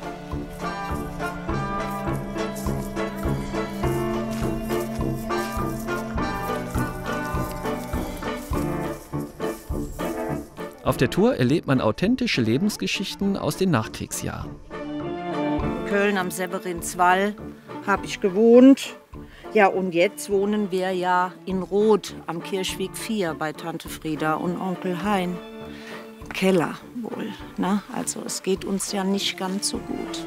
Und wie ging Schmuggeln damals? Mit Tauschware, was jeder noch so hatte. Würden Sie das mit rübernehmen? Das war gut drauf aufpassen. Ne? Ich glaube, das könnte viel wert sein. Ist da LED-Lampe drin? Dann auch noch nicht mal ein Knickei oder sowas unterwegs. Kann man in die Tasche stecken. Das ist eine Schürze, wie sie die Bauern zum Eier einsammeln benutzen. Praktisch, auch zum Schmuggeln. Und guckt mal Mit den hier, Darstellerinnen wird die Vergangenheit richtig lebendig. wir sind tatsächlich an der Grenze unterwegs. Okay, brauchen Sie Hilfe? Vielleicht wird Ihr Mann Ihnen helfen. Sie nicht runterfallen. Ja, vielen Dank für Ihre... Ja, wunderbar. So bin ich einmal in Deutschland und einmal in Belgien. Ganz so. genau. Meine Mutter war erst bei den Verkäufern und nach dem Krieg in den 70er Jahren hat sie auch noch geschmuggelt. Dann war sie bei den Käufern. Dann ging sie von Deutschland rüber, hat noch viel hier durch das Tal geschleppt. Dann hat sie ihren Vater besucht. Sie hatte ja diese doppelte Schürze immer. Aber nachher hast du sogar Taschen mitgebracht. Taschen mitgebracht, das war damals nicht mehr so streng. Die Zöllner kannten sie im Grunde. Es war mehr so Hobby, es war ja nicht mehr so viel zu verdienen. Dann hat sie die abgeworfen. Hier vorne am Stausee in dem Wald, da hat sie einmal abgeworfen. Und dann ist sie nachts bei Vollmond ist sie dann holen gegangen. Wir Kinder waren total nervös und hatten gewartet, bis um 11 Uhr die Tür aufging. Kam sie nach Hause, hier ist der Kaffee, sagt sie. Da war wieder alles gerettet. Ja, das war aber, sie ging einmal im Monat mindestens. Heute macht man ja Bungee-Jumping und sowas und sie brauchte das als Nervenkitzel.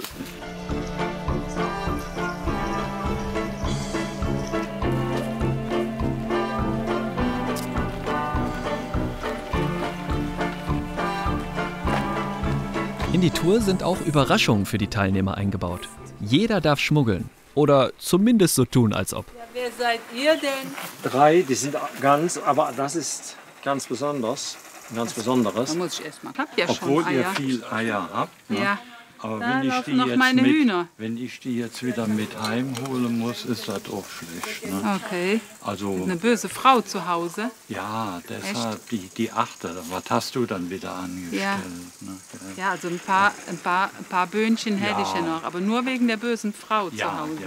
Ja. Ja? Prima. Okay. Dankeschön. Gut. Ne? Lasst es euch schmecken. Ja, mach ich. Danke. Gute Idee. Deswegen geht's jetzt von Prüm nach Dreis. Da kann man kulinarisch was erleben.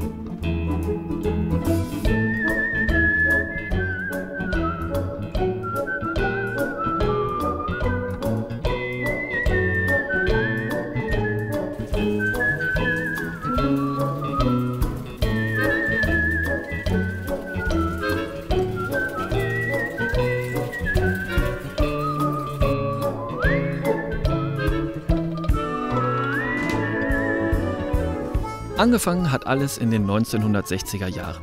Familie Tielkes unterhielt hier eine kleine Pension mit dem Namen Haus Elisabeth. 1978 wurde sie umgebaut und hieß von nun an Waldhotel. Und plötzlich war der Ort über die Landesgrenzen hinaus bekannt. Man sagt, 1 Stern, einen Stoppwert. 2 Sterne, einen Umwegwert. 3 Sterne, eine Reise wert. Und manche Gäste reisen extra aus Ansbach in Mittelfranken an. Es ist ca. 400 Kilometer weg von hier, von Dreis. Und ja, die Anfahrt lohnt sich aber jedes Mal. Also wir speziell haben den Gourmillot und den liest man jedes Jahr und schaut, wo die Restaurants so stehen. Und das Haus Dreis ist schon ganz oben im Ranking. Mit ihrer klassischen französischen Küche, das ist einfach unübertroffen. Dann wollen wir doch mal sehen, wie und was hier so gekocht wird.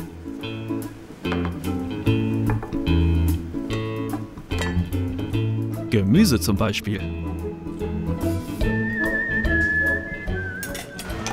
Das sind ganz feine Karottenwürfel, zweierlei Karotte. Und das wird gebunden mit Karottenpüree. Das ist fruchtig, leicht scharf abgeschmeckt, bisschen Ingwer drin. Und damit werden die kleinen Röllchen gefüllt. Genau, und da kommen verschiedene Kontraste. Also die eine Karotte ist etwas weicher für die Cremigkeit, die andere ist ein bisschen härter für den Biss. Genau. Den ersten der 3 Sterne holte der Sohn der Besitzer, Helmut Tielkes. Er hatte eine Idee und damit sein Erfolgsrezept.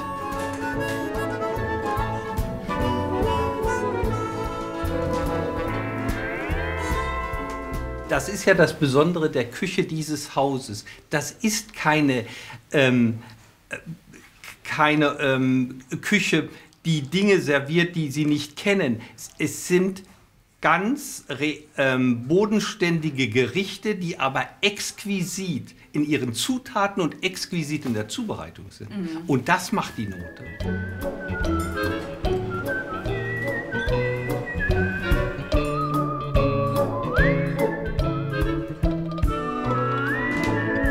Es war eine sehr arme Gegend.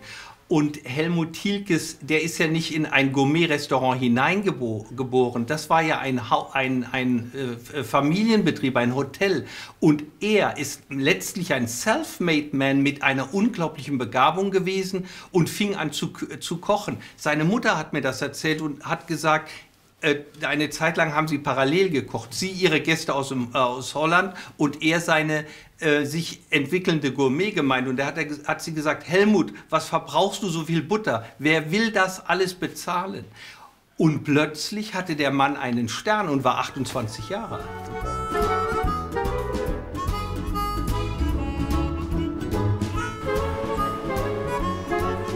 Nachfolger Clemens Rambichler führt das Erfolgsrezept weiter. Wir haben eine klassisch traditionelle französische Küche, die mit besten Zutaten gespickt ist und ganz klares Augenmerk aufs Handwerk legt, auf den Geschmack und einfach, dass sich Leute wohlfühlen mit unserem Essen.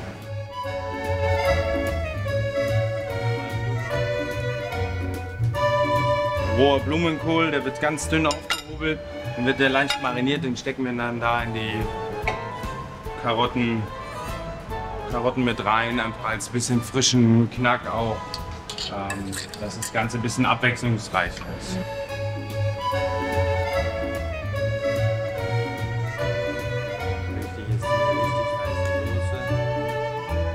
Wenn man das isst, soll das alles einen Sinn ergeben. Auch die Länge von den Stäben, ja, wir hatten die schon kürzer, wir hatten sie schon länger. Beim Estragon, beim Apfel, du hast ein bisschen was Frisches. Wenn man mit Bedacht ist, klar. Ich meine, wenn ich jetzt hier mit zweimal dahergehe und mir das da reinschiebe. Aber genau. Und ich meine, ein bisschen schön aussehen und zeitgemäß soll es ja auch daherkommen.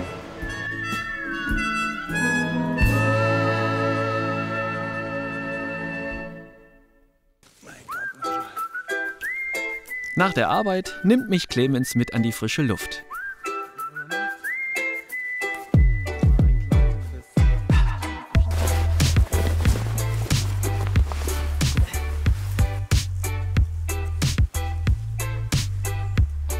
Für den perfekten Einstieg. Sitzt fast wie angegossen, wollen wir sagen.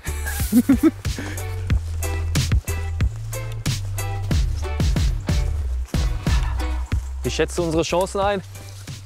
Ja, so 50-50 würde ich sagen. Es ist ein bisschen schwierig. Wir sind relativ spät im Jahr. Okay. Es waren jetzt 2 kalte Wochen. Aber ja gut, ich sag mal, bei einem Koch würde ich auch nicht direkt anbeißen. Ne? Ist ja eigentlich klar, was passiert, oder? Das stimmt, ja. Genau, dann können wir hier vielleicht so 1-2 Meter rein und dann fischen wir hier die Linie da mal ab. Ja komm, probieren wir doch mal direkt, oder? Ja, würde ich sagen. Der Küchenchef ist also auch ein Meister im Fliegenfischen.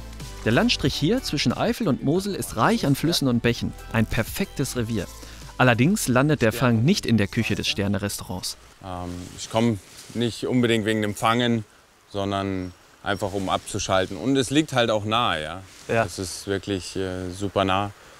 Ich meine, das Ziel ist ja das gleiche, ne? Man möchte den Fisch fangen. Was ist denn jetzt der Unterschied zwischen normalem Angeln und Fliegenfischen? Ja, ich weiß.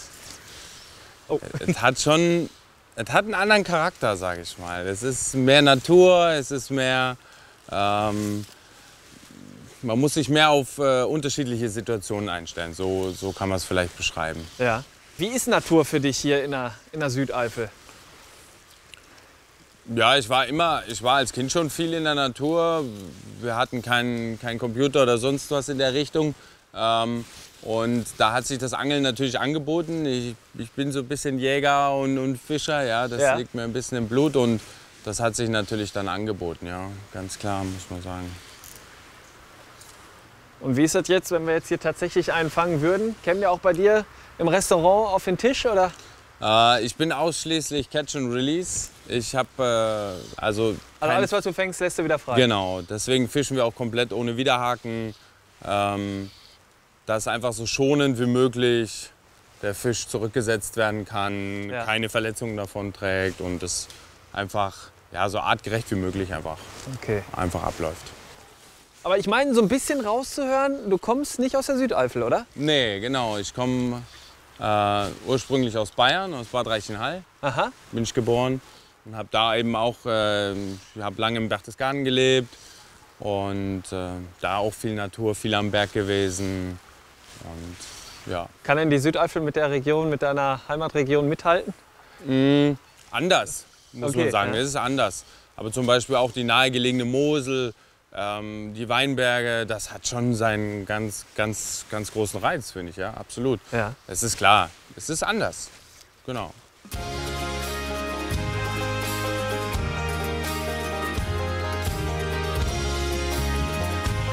Man sollte als Reisereporter die südliche Eifel nicht verlassen, ohne ein Wort über Camping zu verlieren. Die meisten Plätze sind bis November, einige aber auch ganzjährig geöffnet. Und es gibt eine Menge davon hier, mit unterschiedlichsten Angeboten. Hier eine kleine Auswahl. Einige sind aber wegen der Hochwasserkatastrophe aktuell geschlossen.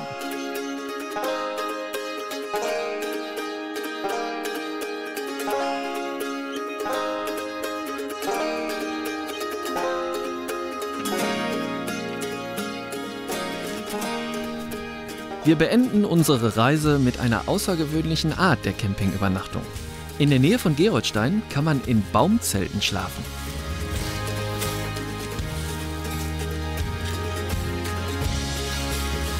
Das ist doch hier ein genialer Ort, um mal zu schauen, was es alles in den Rucksack geschafft hat, oder?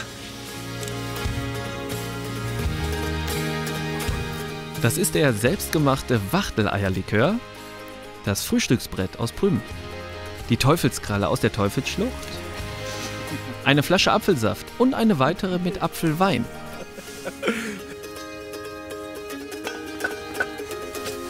Eine Tüte selbstgeschmuggelter Kaffee, die Baumpatenschaft, der Becher aus der Mühle in Birgel und die Lebendfalle aus dem Mausefallenmuseum in Nerod. So. Also eins habe ich auf meiner Reise definitiv festgestellt. Dieser Landstrich hier, der ist reich. Reich an traumhaften Landschaften, reich an tollen Ausflugszielen und vor allem auch reich an richtig netten Menschen. Vielen Dank, dass Sie mitgereist sind. Ich freue mich schon aufs nächste Mal. Machen Sie es gut.